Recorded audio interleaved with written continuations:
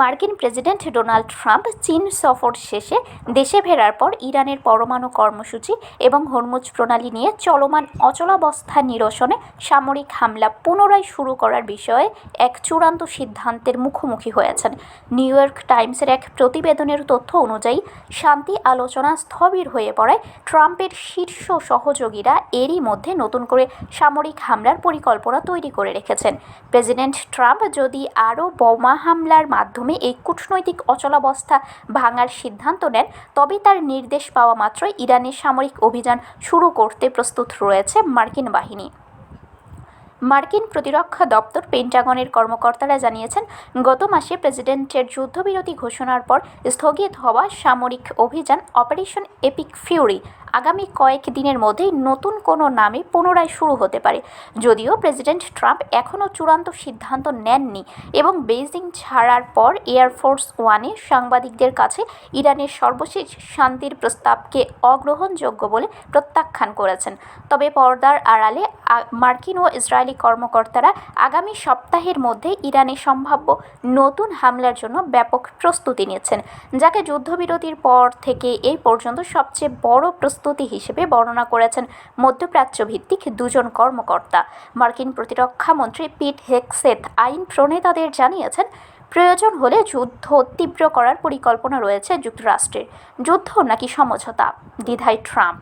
চীন সফর শেষে শুক্রবার দেশে ফিরে ডোনাল্ড ট্রাম্প ইরানের বিরুদ্ধে সামরিক উত্তেজনা বাড়াবেন নাকি কূটনৈতিক পথ বেছে নেবেন তা নিয়ে গভীর পর্যালোচনার মুখোমুখি হয়েছেন।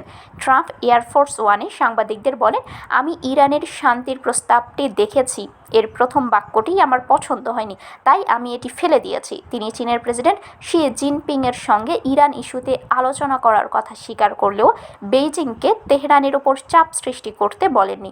উল্লেখ্য, চীন ইরানের অন্যতম প্রধান কৌশলগত অংশীদার এবং হরমুজ প্রণালী দিয়ে পরিবাহিত তেল ও গ্যাসের ওপর ব্যাপকভাবে নির্ভরশীল।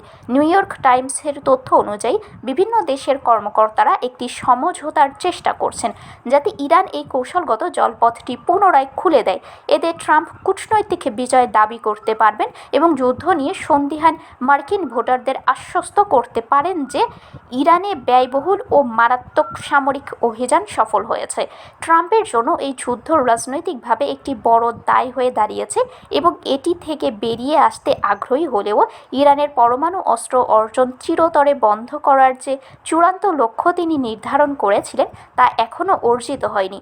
চীন সফরের আগে ট্রাম্প তেহরানকে সতর্ক করে বলেছিলেন, তাদের সামনে দুটি পথ রয়েছে, হয় চুক্তি করা, না হয় ধ্বংস হয়ে যাওয়া।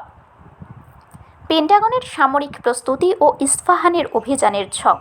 পেন্টাগনের ব্রিফিংয়ে জয়েন্ট চিফস অফ স্টাফের চেয়ারম্যান জেনারেল ড্যান কেইন জানিয়েছেন, মধ্যপ্রাচ্যে বর্তমানে 50,000-এর বেশি মার্কিন সেনা, 2টি বিমানবাহী রণতরী, 1 ডজনেরও বেশি নৌবাহিনীর ডেস্ট্রয়ার এবং একাধিক যুদ্ধ বিমান প্রস্তুত রয়েছে।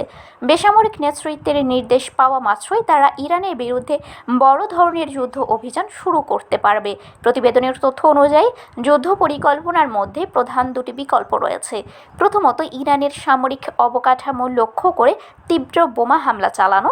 দ্বিতীয়ত, বিশেষ সামরিক অভিযান দল স্পেশাল অপারেশনস ট্রুপস মাটিতে নামিয়ে ইরানের ইস্পাহান পরমাণু কেন্দ্রের ভূগর্ভে থাকা উচ্চ সমৃদ্ধ ইউরেনিয়াম জব্দ করা।